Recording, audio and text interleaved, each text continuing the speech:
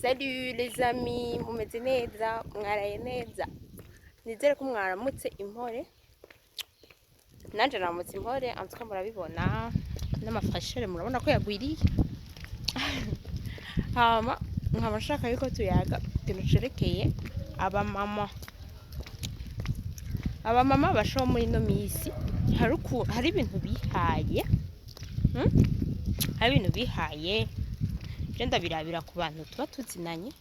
Hari ibintu bihaye ugasanga umugabo aravuye ku kazi arushe.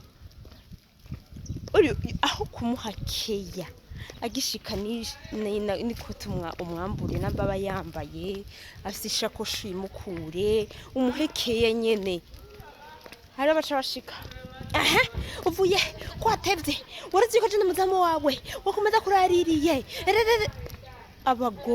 abagore hinduka sino mudahindutse bizobagora none babanze murazi yuko umugabo aba ari kurondera hari baba mbe murazi yuko n'umugabo arinze aja mu kenshi aba bitumwe n'umugore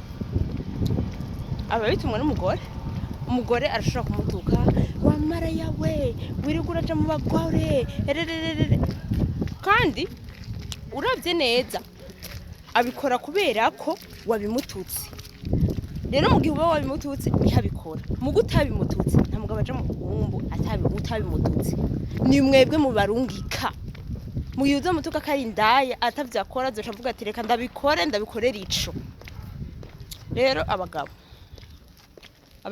muze murihangana cane gose vraiment kuko abagore sinzi ukuntu nabivuga turagorana